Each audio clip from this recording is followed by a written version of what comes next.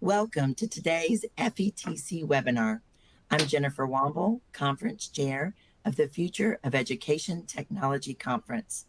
I am thrilled to bring you this dynamic conversation today about the evolving role of artificial intelligence and how it could transform assessment. I am honored to bring together three expert authors and in the field of AI at the very forefront of what's happening in a conversation about the future of assessment. I have a few housekeeping notes before we begin. If you have any questions or technical problems, please click on the Q&A module on your screen and our team will assist you on the back end. On your viewing dashboard, you can resize and minimize the different modules on your screen by using the options in the top right corner of each module. All attendees will receive a recording of today's event. Please look for that email in about the next 24 hours. There is also a chat where many of you have begun introducing yourselves already. So our speakers will be responding to that chat. So feel free to interact in that area and ask questions that the whole group can share information with each other. You can also use the reaction module. This will let us know your feedback of the slides that you like, love, or want to clap for. And those reactions help our presenters know the things that you're most interested in. The team today is going to share many insights. And for that reason, it is being recorded. If you'd like to share this with your colleagues, you can share the original link and people will be able to watch this on demand through the FETC website and any way that you would like to share that link. Today, we're tackling the most essential question in education, and really it is, what is learning, and how do we measure what students know and are able to do? Since the emergence of artificial intelligence, we are all rethinking how education can be shaped and transformed to utilize and leverage this technology in different ways to assess learning. We're rethinking how, when, and why we assess students. How can we harness emerging technologies and innovative assessment strategies to not only measure academic achievement, but also to cultivate adaptable lifelong learners who are ready to excel in an ever-changing society? So we're tackling the essence of education. So what I'd like you to do is settle in. Our plan this afternoon is to have Monica, Carl, and Dan each present some of their ideas on this topic, and then we're going to have a group conversation about it. So put your questions in the chat, and we'll address those towards the end. Before we begin, I'd like to thank today's sponsor. Big thanks to Loomis Learning for sponsoring today's webinar. Often assessments used during the school year are not aligned with the state tests. Loomis Setup 360 can help you address this problem. With its vast item bank and AI-driven technology, you can create formatives, benchmarks, and summative assessments that are aligned with your state standards and tests in just minutes. So thank you to them for sponsoring today's webinar. The first presenter I'd like to introduce to you is Monica Burns. She's going to be sharing with us some of her insights after working in the field of assessment for many years. Monica, take it away. Thank you so much, Jen. I am just so excited to join this conversation today to share my thoughts around the future of assessment, particularly on how AI will impact the way we check for understanding in a classroom setting. And if we haven't met before, my name is Monica Burns. I'm an ed tech and curriculum consultant, a former New York City public school teacher, still here on the East Coast where I'm joining you today. And my work for the past decade or so has focused really on leveraging digital tools for teaching and learning and really ways to use ed tech to make educators' lives a bit easier, whether that's gathering ideas for creative learning experiences, differentiated instruction, support, you name it, kind of all are underneath that umbrella.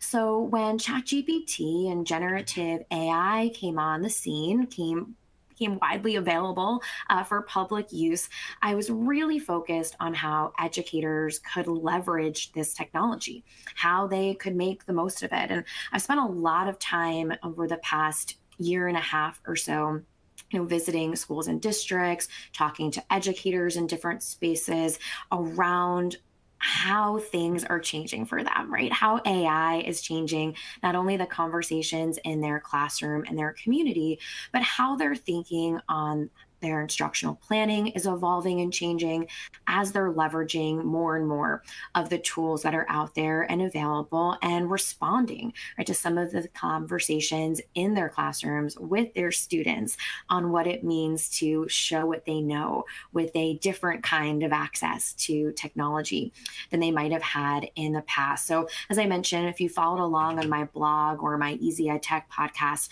the past decade or so, my lane has really been, right, ways to make ed tech easier and help educators leverage digital tools to scale their impact. And that's really what I see happening here, right? As I've facilitated workshops around AI with educators, we've really focused on this as a tool for instructional planning, for support, to act as a collaborator and an assistant, and as a way to scale personalized learning too.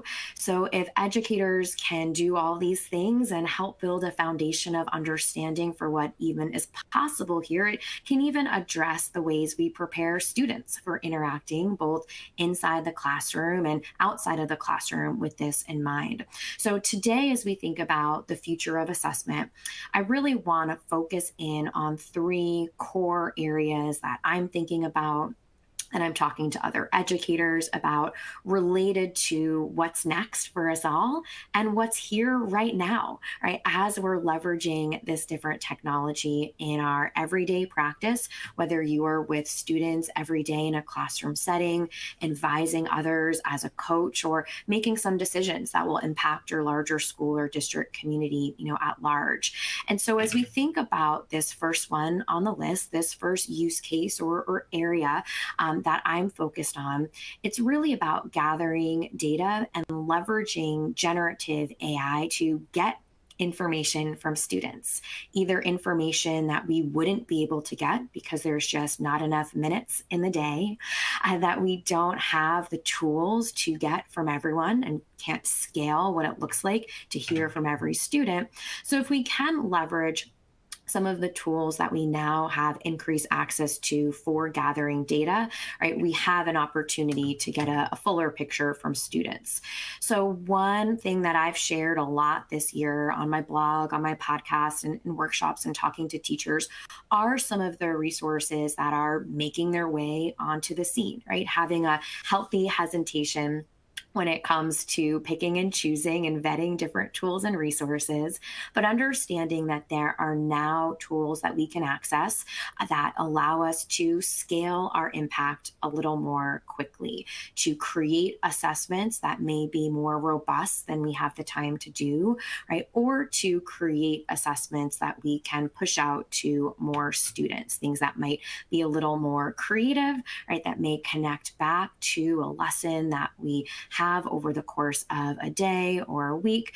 And there are many things out there to put on that list, although you might find that as you are looking to leverage AI tools to help scale your impact and gather data from more spaces, right, during your day, that you are generating prompts that help you accomplish really specific goals. So maybe you are using a chatbot tool, maybe a ChatGPT or a Claude or Perplexity, you name it. All right, there's a handful to choose from. You're stating your role and your intention. You're asking for something pretty simple, straightforward, connected to your goals that will just help you maybe not get 100% of the way there, but 70, 80% of the way there in generating quick, formative assessments that will help you gather data and really scale your impact. So, this first area that I'm looking at is around leveraging AI as an instructional tool to gather formative assessment data from students, speeding up that process, perhaps getting more types of ways to check for understanding by leveraging a handful of EDU tools, so ones that are powered by AI, or tools like a chatbot that give us some flexibility with what we might create or ask for. The second area I'm looking at is how we can act on this data more effectively and at scale. And this is going beyond gathering that information, which is an important first step, but it's only a good first step if we're going to move on to that second one, which is acting on that data and pivoting our instruction based on the information that we've gathered. So you might find that as you're entering a conversation on the future of assessment, what AI can do, right, to impact the way we check for understanding, it's not just the collecting of information, but it's the next step or how we're acting on this to design some differentiated support.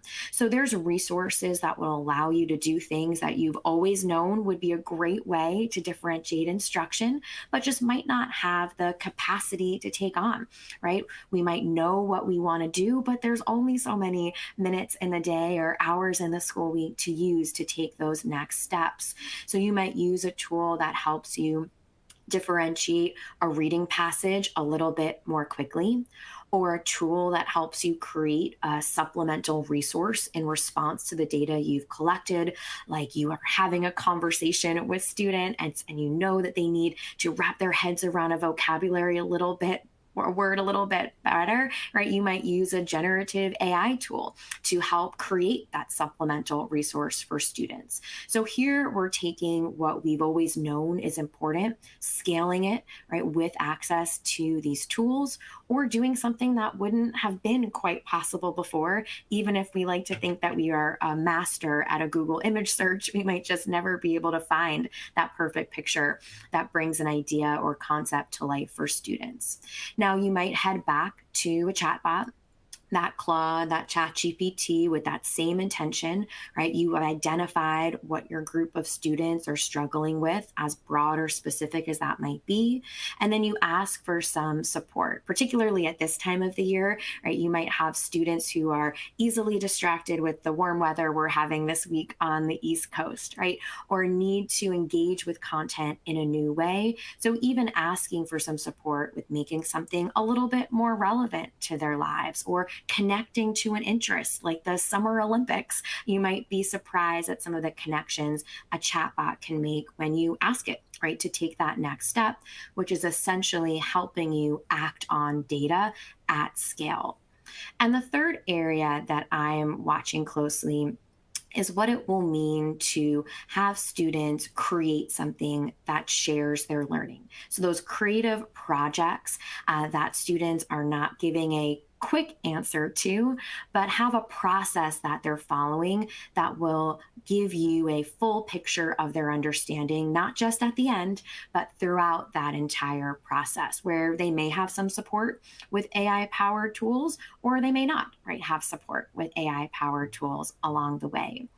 And I've been in a few different places this year where we've unpacked some of the very valid, right, healthy hesitations with the AI technology that not only do we as education professionals have access to, but students do as well, right? So when we want students to create something to share their learning, right, this is changing for us. This is evolving for us.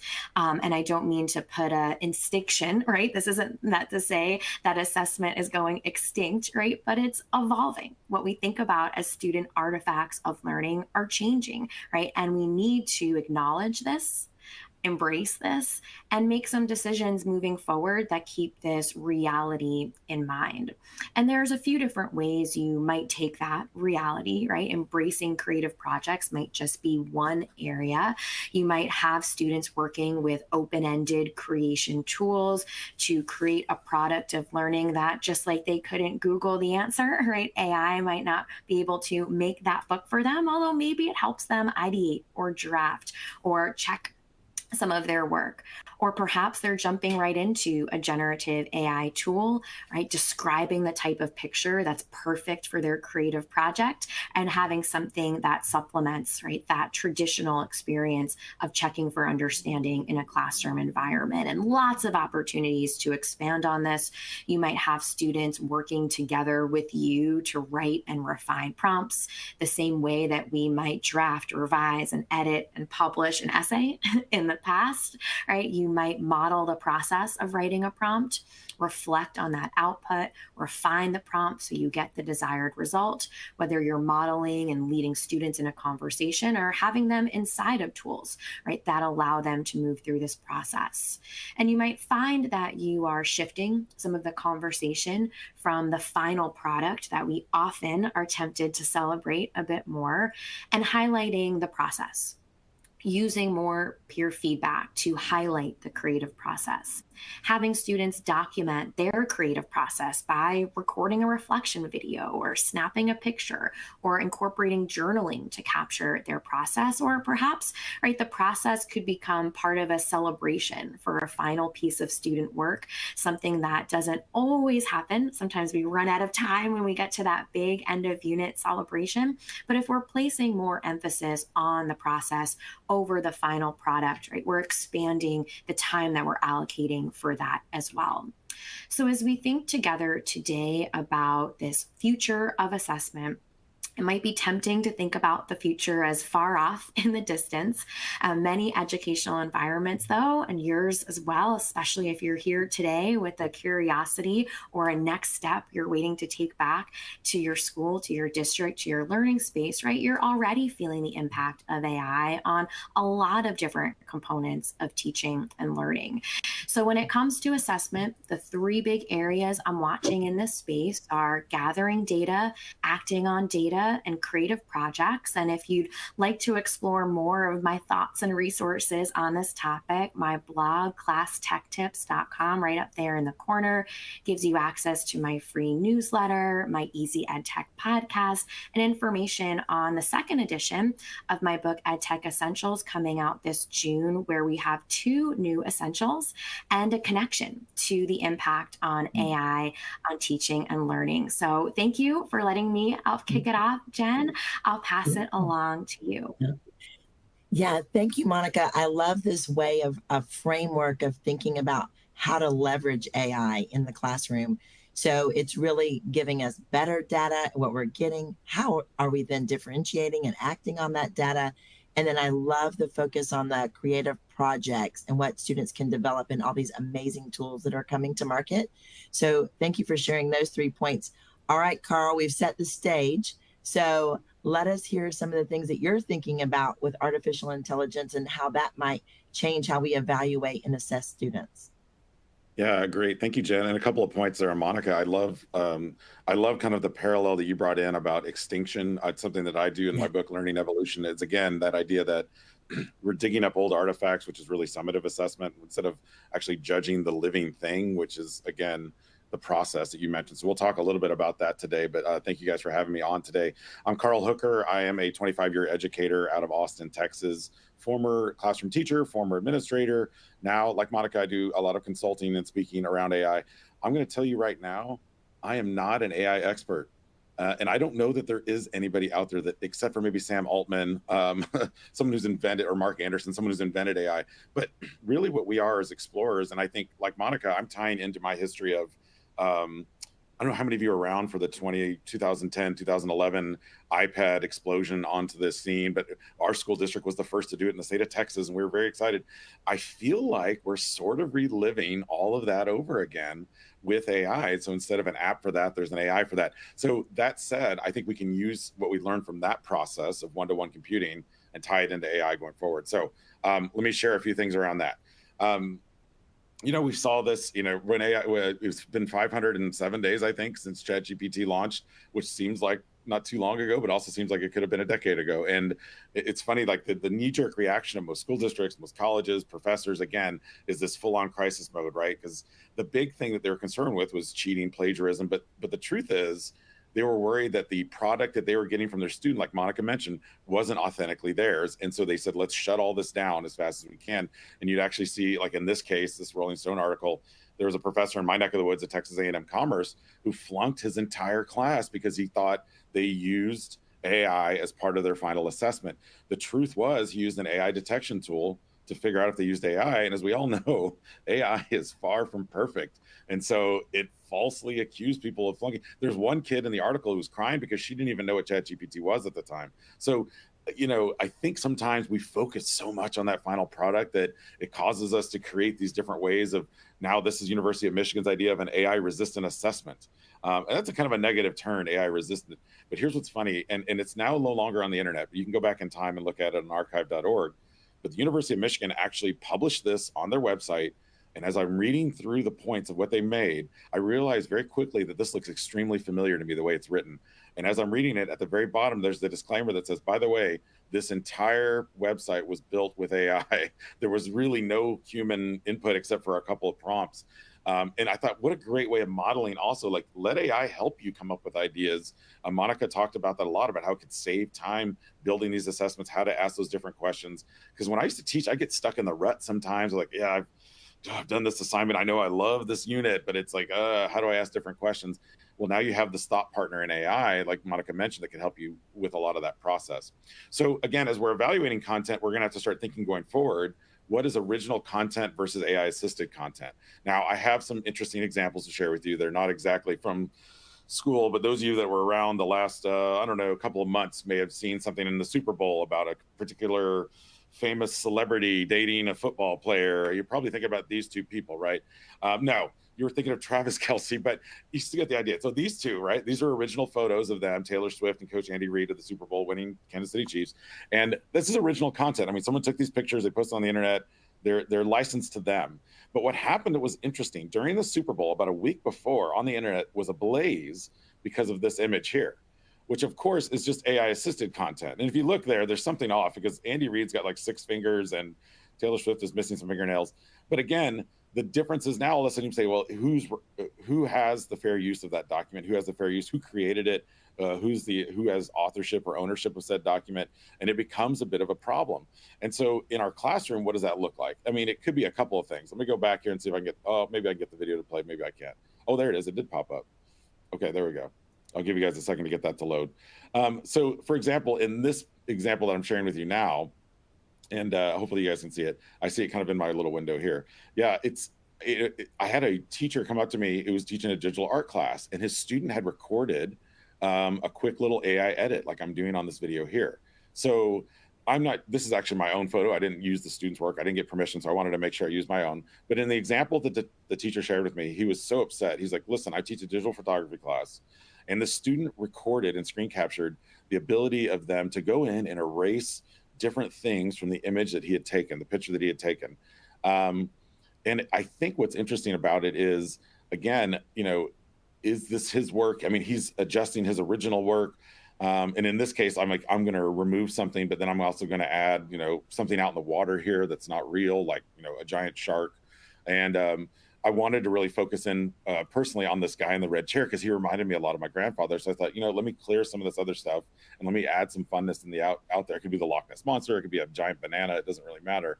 But the idea is, again, you choose which one works best. And then the student turned it in. The first thing that the teacher told me, as a high school teacher, he turned to me and said, I'm flunking this kid right away. And I was like, why are you flunking that kid?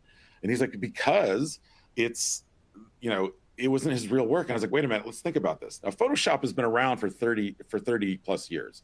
People have had that for a while. And so I said, instead of flunking him, let's think about this. What if you evaluated both parts of that process? What if you evaluated his original content, his picture that he took to start, and then you evaluated the AI assisted content? Because the reality is he's going to be using that further in life, that part of using AI to help him, just like we did with Photoshop for the last 30 years. And so just reframing a little bit of thinking around assessment, saying, okay, it has to be just your original work. Instead, say, how about we do original process and then also the AI final product, which I think is interesting too. And I think Monica hit this, and you'll hear this topic a lot, the idea that in education, because of time constraints, and let's face it, you have 156 kids in your class, it's hard for you to grade process of 156 kids. Now, if some kid turned in a paper, you could have that evaluated quickly, or you use a tool to maybe help you do that. And I think what we ended up doing in education is we weight so heavily on product that it's easier for us and for students, to be honest, to cheat. I mean, they've been doing it before AI, they're doing it after AI. That's still consistently the same. However, if we actually focus on what matters the most, which is learning process, and evaluated that, that would actually help kind of, again, alleviate any of the academic concerns with AI, but also give us better insight on what the kids are learning. So how do we do this, right? And I think with this, the topic of this webinar, there's a couple ways you could go with it. So there's AI assessment, which is AI-driven kind of assessment to help analyze what's happening behind the scenes. Then there's also assessment while students are using AI, which is a totally different process. And so again, both of these kind of weigh on this line of is it product or process? So I'll give you a couple of quick examples. One thing I've always challenged teachers with is, coming up with different ways to evaluate how students learn. Well, a lot of it, like I said, is we're faced with a time famine right now. We don't have the time to actually go through and evaluate everything that kids are learning. But instead of saying, okay, you as teacher have to do this, why don't we empower the students to start demonstrating it as well? Have them capture, much like that student did that I just showed you. They recorded themselves doing the changes transparently and then sending that to their teacher to say, this is what I'm doing. That's amazing to have that kind of capture. But it was interesting that his initial reaction was, no, I'm flunking this kid, right? So again, changing it. And there's lots of different ways you could do this. There's tools out there. This is one particular one. It's just it's called this is called, I think, Learnix, which is, there's a lot of these out there too that you might see. And I don't know if you guys have the video or if it's popping up. Jennifer, it looks like is it working on your end?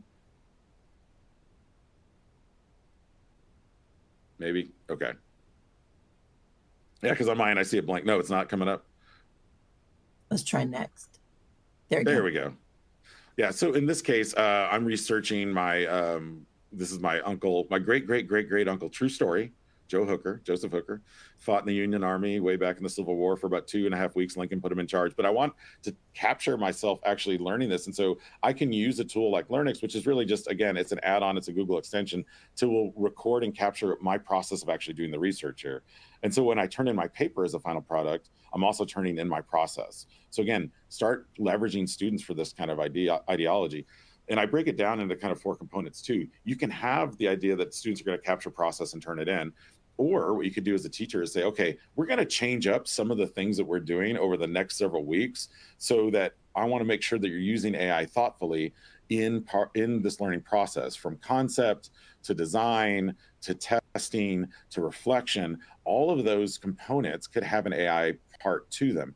What I would challenge teachers to do at this moment is don't just say, let AI do all of it. We want to, again, scaffold these things. So for example, let's say we're starting a new topic next week, a new project, new idea, new lesson, new paper, whatever. And we're going to tell students, okay, at the beginning of this, when the concept phase, we're going to let you use AI for idea generation, brainstorming, creative blocks, anything that's helping you kind of get started. But the rest of the process is going to be all human generated. So again, modeling some partial use of AI or situational use of AI.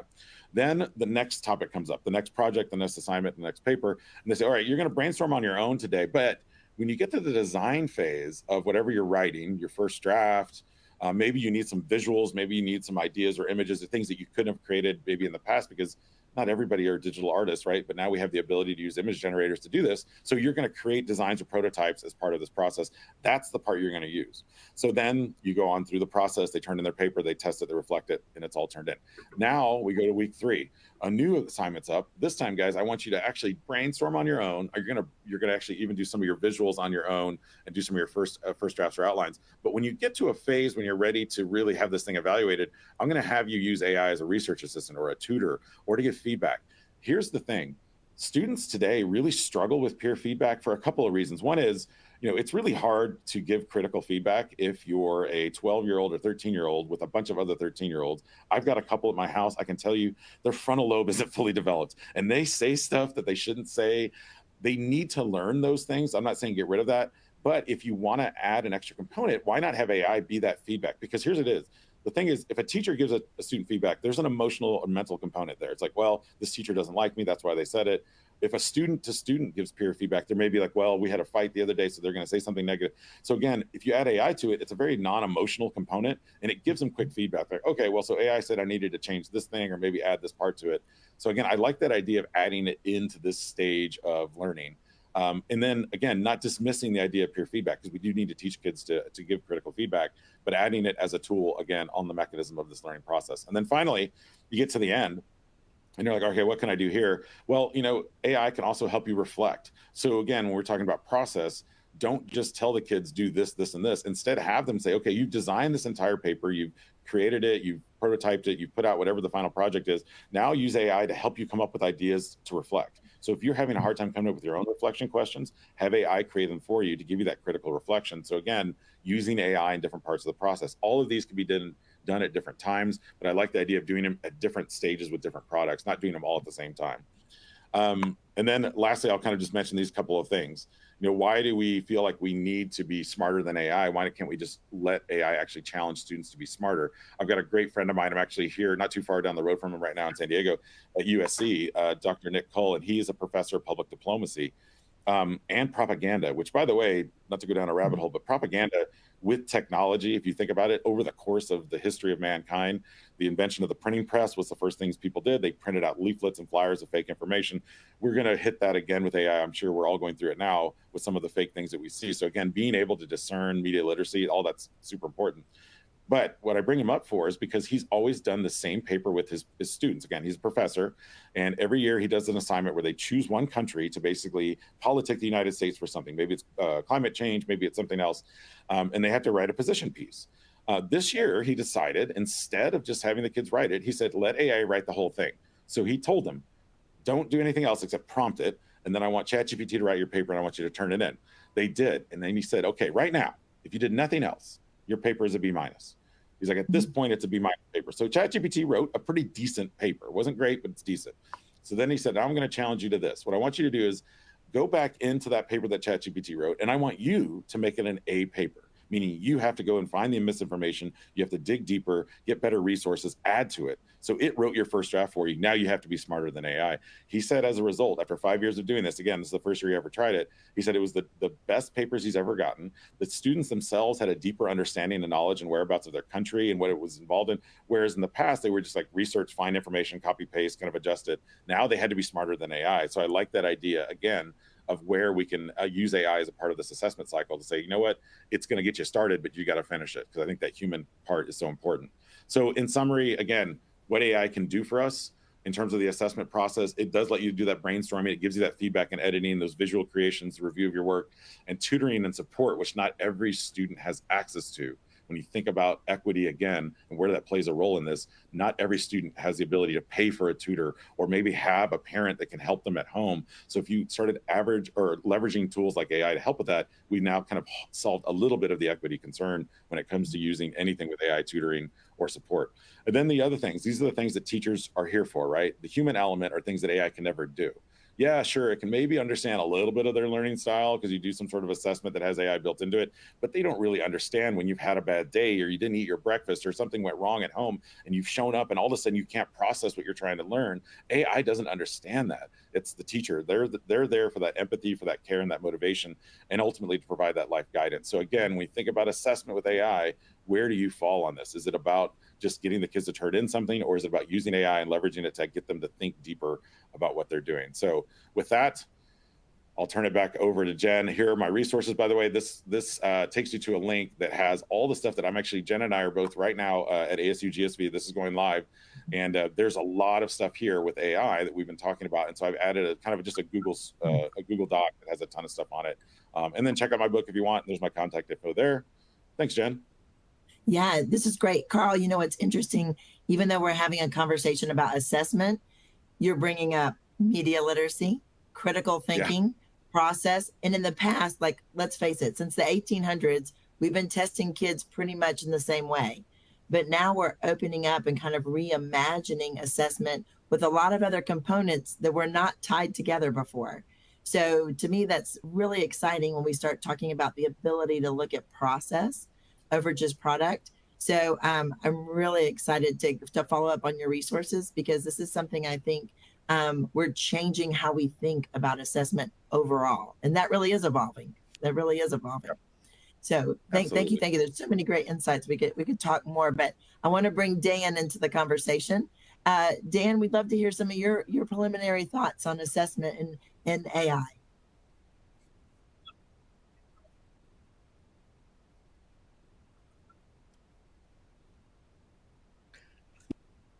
Yeah, amazing to be here with you guys and be in such an esteemed company. I'm really excited to join you. And so my name's Dan Fitzpatrick. I'm the author of the best-selling The AI Classroom, the ultimate guide to artificial intelligence and education. A lot of what I'm going to say today is kind of just skimming over what you'll find in detail within this book and a lot of the more practical frameworks and elements in there.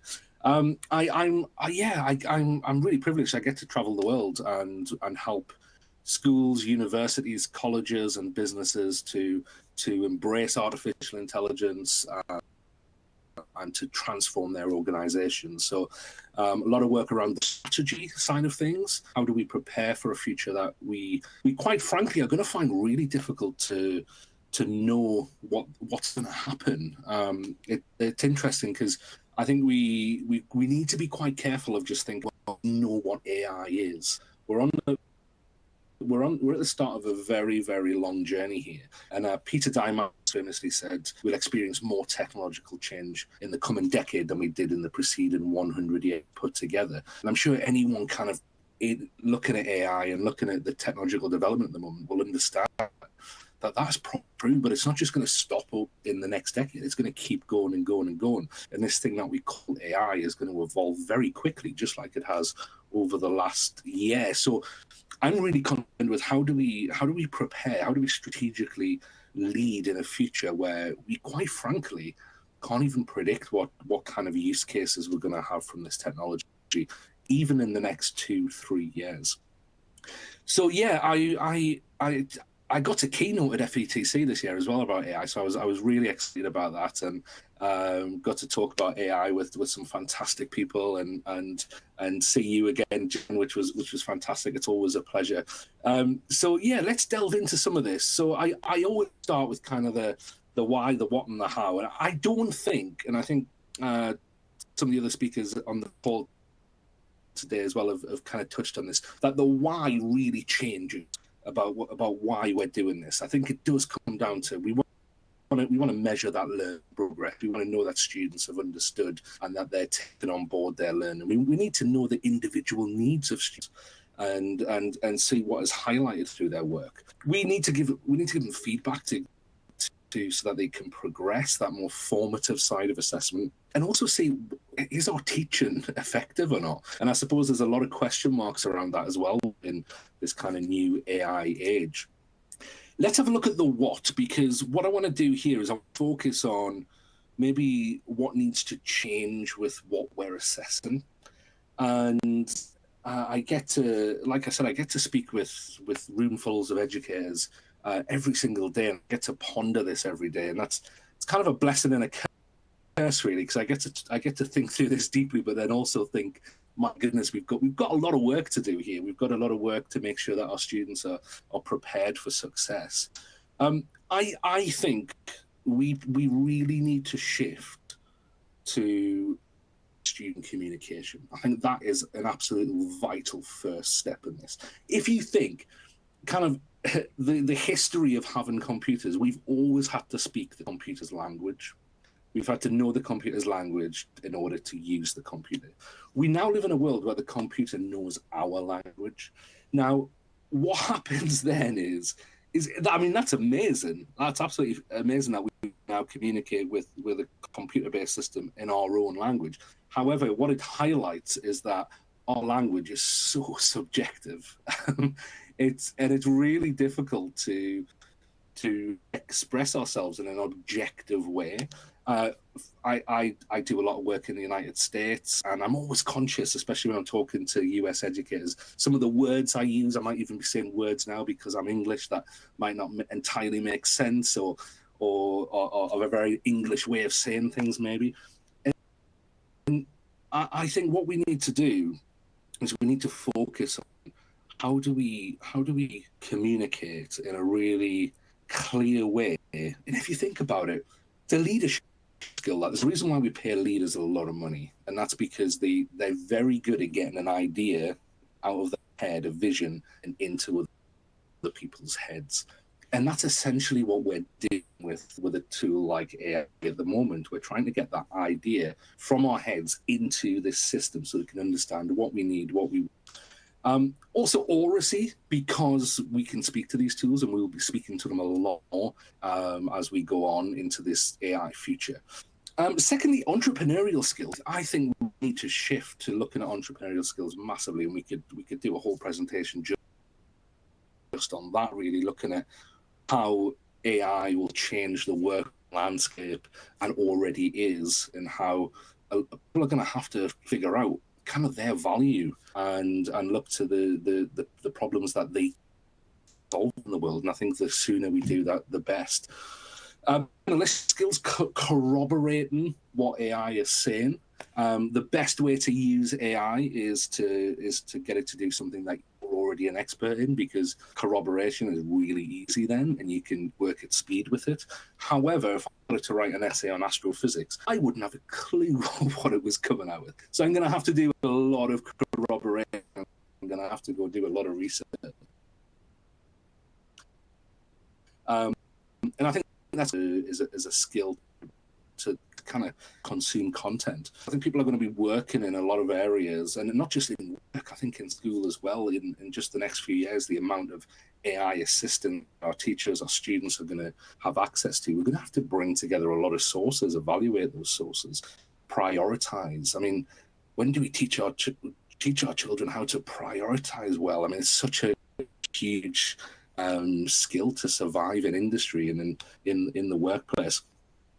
Collaborative skills. You've got to collaborate with these things. And a lot of the skills that we use to collaborate with other humans are also relevant. Also, and Carl kind of picked up on this, I think, and I've put it in brackets because I'm not entirely sure how we assess curiosity. But I think what we've got such a vital job now within the education system to foster curiosity. Now, I'm very much used to, because I was a teacher in the English education system. Quite frankly, curiosity is pretty much dead. I mean, and I say that as somebody who loves the education system in the UK and works in it. And to that, we need to, I mean, no longer is this teacher stood at the top of the room as kind of the person who is got all of the knowledge and is there just to pass on the knowledge. AI is going to know infinitely more than the teacher at the front of the room. So how do we engage students to be motivated, to be curious, to want to go find that information and to use it in the correct ways? And then the how, I think we've got stuck in a rut in our system of where our students learn things, they write it down and then they submit it, and the teacher then figures what their progress is from what they've written down. That's not always the case, but if you look at especially summative assessment, most of us we'll send students into a hall in their last weeks with us, with a pen, with a booklet, a piece of paper to write on what they have learned in the entirety of their time with us. We've got to rethink that. We've got to be more dynamic. We've got to assess what they know in other ways, how they apply that knowledge to real world scenarios, to issues in the world, to how they communicate, how they collaborate. It's going to be a multi-pronged approach, but we need to be so much more dynamic in how we are inferring student skills and understanding the progress that they are making. Now, I just wanted to address this because even yesterday I was lucky enough to working with a school in Edinburgh in Scotland yesterday, and a lot of concern around students using AI in assessments and how do we address that. And I was really thinking about this. I was on the train on the way home back to Newcastle, and I was really what kind of encapsulates maybe some advice we can give you. And I kind of thought, I think it boils down to these two things. And I think the first thing is, and I named one of the chapters of the book this, is outsource your doing, not your thing. I think when it comes to these tools, if you want to make sure students are using them in a responsible way, we have to make sure that they're outsourcing their doing, not their thinking. It's kind of key part of education, and knowing how they're thinking, what they're thinking, how they're applying it. Actually, the doing part is a really valuable skill. I mean, we value it in the workplace. Someone who can delegate well is somebody who's going to lead well. an entrepreneur will pay somebody to do their marketing for them, will pay someone to do their finances for them. We say to them, what, you can't do your own finances? Come on, learn how to do your own finances. We say, no, you pay somebody else to do that, get somebody else to do that. And so I think these skills of being able to delegate, being able to outsource, are vital skills that we need to start sharing with our students, but not taking away that key thinking. And the second one, which has kind of been alluded to already a few times, is authenticity first. I think a lot of our questions when it comes to is this right for students to be doing, is this right for students to be using in terms of assessment? I think we can clearly cut through it all by just going, is this authentic? First of all, is this authentically what the student has learned? And also, if it's not, if they have pulled on AI resources, are they being honest with that? And are they showing that, very much like we've explored so far? I think we need a new strategy. I love this strategy. If you've heard me talk before, I talk about this a lot. And this is the 3-box solution to it. Very, very simply put, box one is all about what are we doing already, achieving our goals, our systems, our processes. It's our performance engine. It's what we're doing right now. And a lot of us have got to, we're in a kind of a liminal time at the moment where we've got to abide by the systems and the process that we're already in. And that's really tough. It's really tough. Like I just said, we've got to send our students into that hole with the pen and the booklet, because that's the system we're in. And obviously we need reform there. We need change, but it's reality that a lot of us are in. But while we're doing that, we also need to reach out to box thing, and how do we create the future here?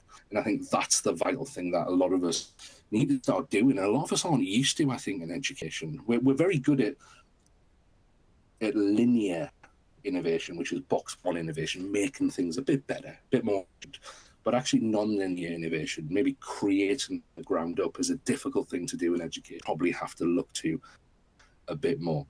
And I'll end with this. Mustafa Suleyman, who's now the consumer AI manager for Microsoft, said in his book, The Common Wave, consider that children who grew up traveling by horse and cart and burning wood for heat in the late 19th century spent their final days traveling by airplane and living in houses warmed by the splitting of the atom. Big change is nothing new. It's new for us. It's new for our generation in certain ways. But the generations that have gone before us have had to deal with huge technological change and change their priorities, change their motivation, change the way they see the world. And this is our turn. This is our turn. And we've got traditions, but we've also sometimes got to break those traditions and find new ways. And that's difficult. Like I say, we're in that liminal space. But that's exciting. We get to create the future. We get to create what assessment can look like, and an assessment that's maybe more relevant to our students. Like I said, you can find out more about thoughts on this and practical ways of implementing this in the AI classroom. And please do come join us every Sunday for the AI newsletter at the AIeducator.io. And Jen, I'll pass back to you. Absolutely excellent, Dan. And I love where we are. I feel like we're in that box too. We're reimagining what could, but we have to give away, like we've talked about, the extinction of ideas of what assessment was in order to move forward. So one of the things is all three of you were talking, and I kept thinking about this, is we are in this very unique space, which is actually really exciting. Like, I think what AI can bring and the excitement and the new tools, you can just see kids' faces. I've been watching student groups who are starting to use some of these products, and we definitely see an engagement there, but it forces us to rethink how we are assessing them. So what I want to ask each of you is, what are these conditions that are necessary? Like, where do we need to be as an educational community, and what conditions need to be present for us to move forward this way? This is a very big step, going from maybe just using multiple choice tests, just using the same essays, just using the same worksheets. So what kind of conditions are we going to have to create in all of our systems everywhere? Each of you mentioned using AI for diagnostic. Each of you talked about using AI in a formative way, in a summative way. So that's a huge shift from where we are now. So what do each of you think? I'll start with you, Carl. What do you think needs to be in place in order for us to kind of move forward and rethink this? Yeah, I think it's interesting. We've had AI as a part of our lives for a long time. We just haven't known it, right? And so even, I think starting there first, like if you're looking at a group of teachers that are like, great, now I got to change another thing. I'm already feeling kind of overworked and underappreciated, right? And you're telling me I got to do this new AI thing. We'll show them like, hey, when you used Kahoot back in 2015, what it was doing was essentially using the quick response algorithm to generate a quick graph to show you what kids got in terms of concepts. So you've been using it kind of in the background of a lot of the things you've been doing in terms of formative assessment. So then saying, okay, so you've done that. Now what we're talking about is adding that extra component of how do we use it in part of the learning process. So again, not just a quick way to summarize what the kids are learning, but something that they can actually generate and create on their own. So that step, while it seems small, is actually pretty massive, because as a teacher, I now have to feel comfortable giving some level of control over to the students, letting them maybe be the experts in some ways, and showing and showcasing different ways they can utilize these tools. But I think it's an important thing with teachers to have is, again, keep that level of transparency with them and say, hey, here's where you're going to use it, and also tell me where you're using it, because I want to see how you're using it to help you learn better. So I think part of that is just kind of letting students try it. Like anything, again, this goes back to the app discussion from a decade ago, right? Let them get in the space, let them play in the space, and then let them think about how could this actually help them and motivate them. Because like what Dan was saying, there's a lot of changes that are happening in schools. And if this is something that can help re-engage kids, which we're at I feel like an all-time high of apathy right now toward education, if this can help re-engage them in some way, I think that's great. But we have to be willing to let them do it in little bits, kind of growing with it. Unlike in the past where we just said, give it to the kids and let them figure it out. I think the teachers need to still be the leaders in this, because there's a lot of really bad AI out there too. I'll just tell you. Yeah, that's kind of a long-winded answer, but I'd be curious to hear what Monica and Dan's thoughts are on that too. Yeah, and I love what you're hearing. So I'm hearing leadership has to provide support. They have to provide a platform and the technology to try it. There has to be some authentic engagement. Monica, I loved what you were bringing in about the human factors here. So what are some of the conditions that you see that we have to do to rethink assessment? Yes, and I love what Carl said about the transparency. As an educator who's embracing this, right, if you're listening to this today, instead of being the gatekeeper, right, being open, right, about what you're using, what you're trying, and that modeling, which I would say is another piece to take into this conversation, is another condition that I think is important. Modeling that I've used this, saying that I got support this way, the same way we would encourage someone who is building out a presentation for their students or colleagues to say, I got this image from this place, right? Adding in that disclosure, right? Or that acknowledgement. So as we might ask someone to model best practices for keeping their phone to the side while they're having, right, a great conversation with someone else, we can also model, right, how we're using different tools and having that level of openness, both with students to say, I got some help with AI creating this for you, can't wait to show it to you next week, right, and in those conversations with colleagues. Absolutely. Absolutely. I love that. Just being aware is the first step. I think those conditions have to be there. We have to inform people about what is this excitement about AI and have an understanding before we can recognize it. Dan, as you're working with schools all over the world, what are some of the conditions that have to be in place to kind of reimagine assessment? Yeah, I think it is kind of what I mentioned before in terms of stepping back as a teacher and acknowledging that our students can learn a lot from other sources. I mean, and it's not something new, isn't it?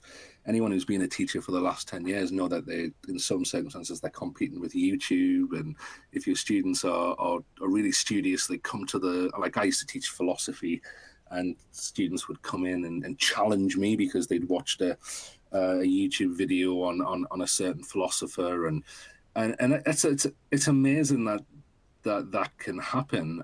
I don't think we've encouraged that enough, and now that we've got artificial intelligence here, and let's be frank, if you're following the trends of AI, within the next 2 years, it is very likely that our students are going to have personal AI assistants either on their phone, on their computer, in their social media, and it's gonna know our students. It's gonna know, and I think again, Cole mentioned it before about it being able to kind of know maybe how we learn and maybe.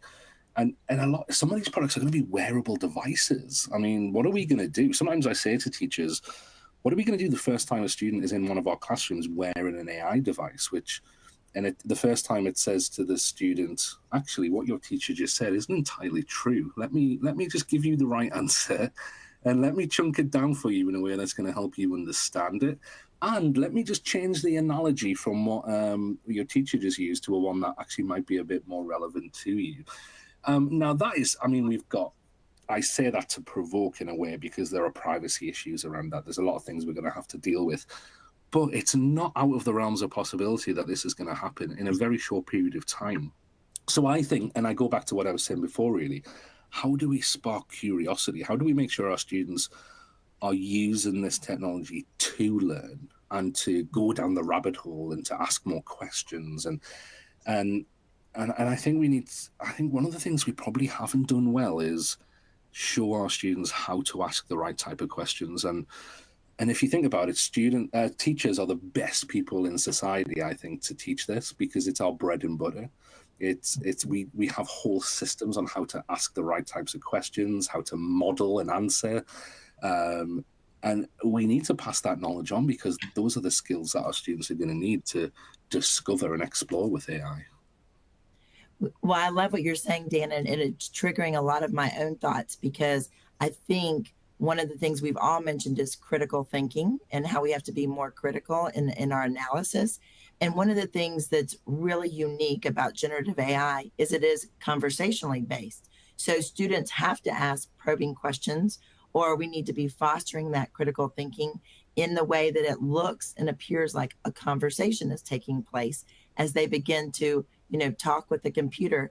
And as we've all been listening to a lot of AI presentations recently, right, and a lot of products, and what we're hearing is the words seamless assessment or invisible assessment, so that the student isn't even realize that when they're sharing their knowledge and the AI is capturing their responses, it is then measuring knowledge in a different way than we've done before. So that really reminds me of when some of us were taught the Socratic method and we were teaching people, to have conversation, like the ancient Greeks knew what you knew by having a conversation. And this is a really big shift in the potential that we see with personalization of this AI, that every student can then be assessed through a conversation, which is very different than just a product. So I want to ask each of you, what are some different ways than education we've used performance-based assessment, we've used portfolio assessment, we've used a lot of different kinds of assessment, but how do we see what do you all see as how is AI going to assess students what they know? That's a big question. Dan, do you think you have an answer to that?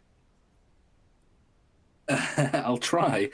I suppose more just an observation. And I was doing an event recently with some representatives from exam boards and awarding bodies, and there was me thinking I was going to go in and kind of talk to them about how they should be using AI and kind of get out of the dark ages.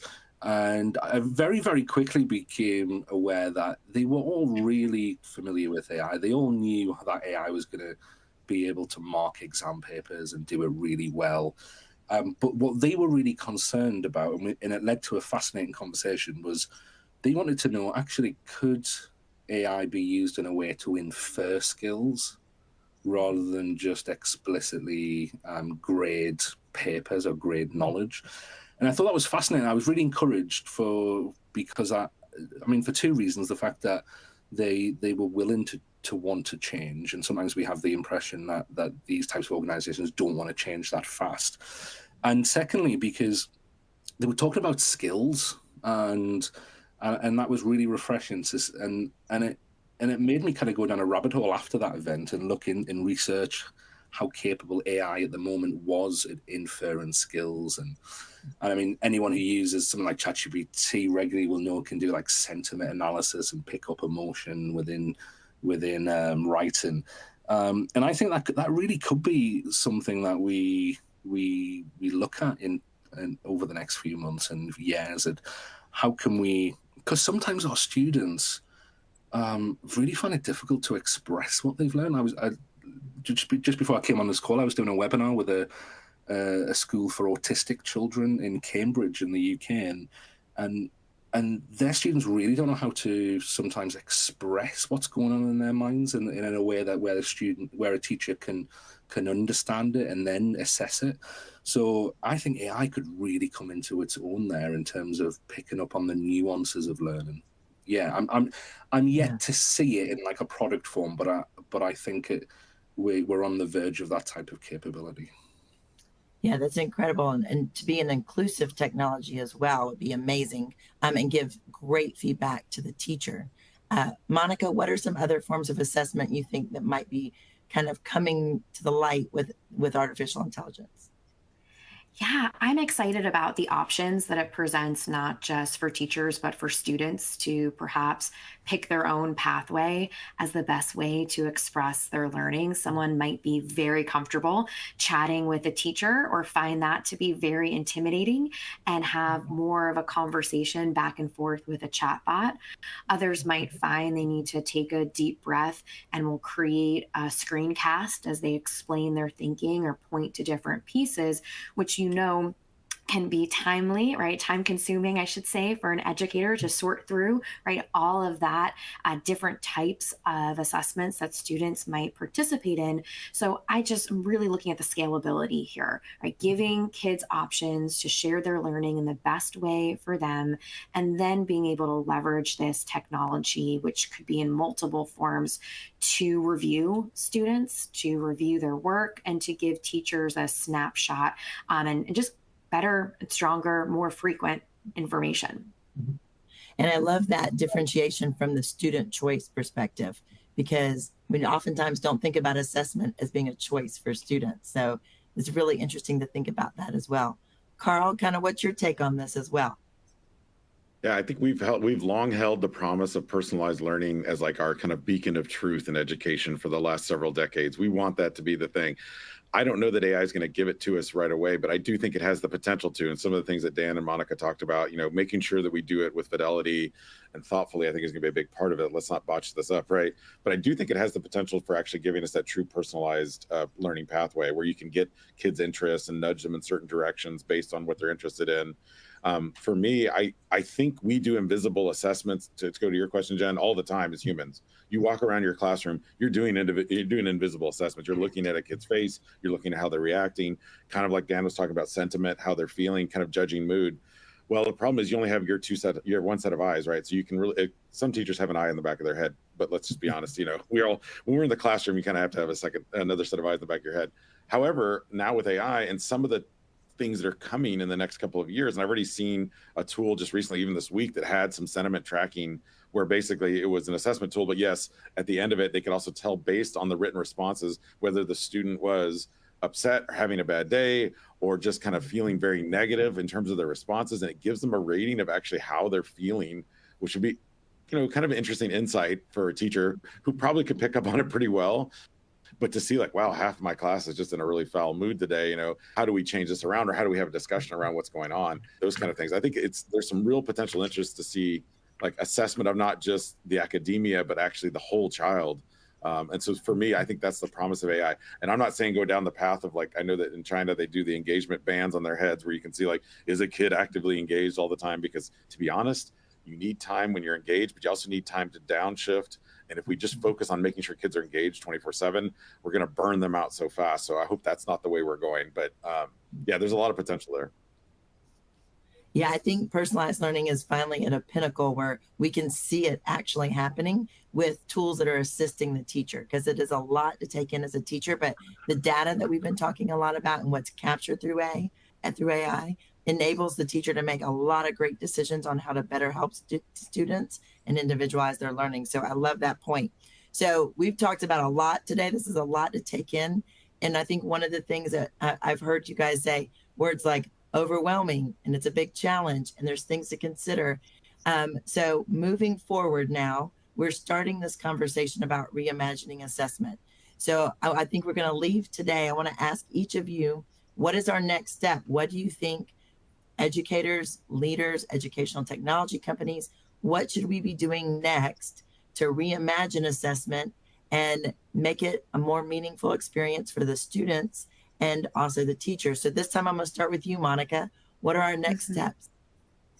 Well, there's so many directions that you could take this in. And so my one next step for everyone's consideration is to take the data you have and use AI tools to take action on that data. So if there's one thing you're going to do after today, right, review what you've already got, but then use these new tools, these new strategies to take action on that formative assessment data. And what a great way to role model for students too. All right, Carl, what are our next steps? I'm a big believer in atomic habits, making little small changes to kind of go to long-term improvement. So to kind of piggyback on what Monica said, I would say looking at your current assessments, what you're giving right now, how much focus is on product? Can you take one, maybe a semester, and say, okay, instead of doing this example product that we usually do, I'm going to focus more on process. So again, shifting more of that thought to process and seeing how AI can be a part of that learning process. So that would be my next kind of step for a teacher out there. Yeah, and I love that because that makes the teacher more of an action researcher because they can see for themselves how effective that method is. All right, Dan, what do you think our next steps are? Yeah, I think I'm going to look at this through the box 3 strategy. So box 1 and box 3. So box 1, how do we help it with what we're doing right now? I think a couple of things. I think draw some lines in the sand really quickly if you haven't done already, in terms of what you think is appropriate and what you don't think is appropriate at the moment, just so that you are communicating with your students, your parents, your teachers, so that they are clear. And I think clarity is what a lot of people need at the moment. And if you haven't done that, I think do that straight away, but also be prepared to revisit that regularly as this develops and our use of it changes. Also pick a few tools, get a group together, research some tools, some assessment AI tools, maybe pick one or two that you then think is appropriate for your staff, your teachers, and then start to train them in them and let them explore them. I think more on the box 3 side, I think probably what you want to be doing in parallel to this, and it's what I work with schools to do, is to pull together some group within your organization that you're going to give a bit of freedom to, a bit of resource to, so that they can explore the crazy ideas, like what could be rebuilt from the bottom up here. What's not just going to make what we're already doing a bit better and help us integrate it a bit better, but actually how might we reinvent something here? I often call it like a startup within the major organization or an organization within the organization. But yeah, start doing it. And even if it fails 9 times out of 10, that one in 10 chance of them coming up with something that's really good could transform the organization. Yeah, and I love what you're saying, Dan, about having that professional learning community that allows some risk, because we are experimenting, but we just get one chance to impact students' lives each year. So we want to do anything we can to improve those outcomes. And I think when you're in that collaborative space, working together and trying these things, it's like this conversation today. The more perspectives and voices that we're bringing to the table, the more we're learning from each other, and the better student outcomes will ultimately be. So I'm really thankful that you brought that up. I'm also thankful that you mentioned something else, and that's trying new tools. Because actually next month in our webinar, we're going to be exploring 10 different AI tools for teachers to try. So we're going to do that next month in our next webinar. So thank you for mentioning that, because I think a lot of schools around the country are at the point where they're just trying something. So if we can get teachers to just try something, experiment with it before even next fall, that would be a really great thing to do. So we're going to do that in May.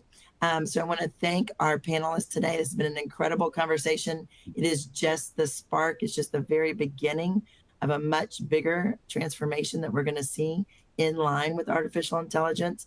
And I really appreciate all of you kind of going on this journey today. It's a lot to think about, but I think we're going to see some pretty amazing things. And these are conversations that we need to be having everywhere in the country right now and around the world. So I thank you, Dan, for bringing us the global perspective today. I would be remiss if I didn't mention FETC, and our call for papers is open. We'd love to have you present and share your thoughts. Continue these kind of rich conversations at FETC next year. So I encourage you to apply to that. And our event will actually be next January 14th through 17th. The registration will open in May. And so we're getting excited to continue these conversations. And these are things we need to be talking about year round. And who knows what will happen by January of next year. There'll be a lot more to talk about. So thank you, Monica. Thank you, Carl. Thank you, Dan. I'm incredibly appreciative of what you're doing. You can find the resources in your folder on your dashboard. The slides will be there and resources that each of these speakers have provided today. So check out their books and their podcasts, get all the learning from them. We're trying to soak it in and learn together. So I appreciate you all. Thank you. Thank you. We are concluding our webinar today. So I appreciate all that you've done. Thank you and have a great day.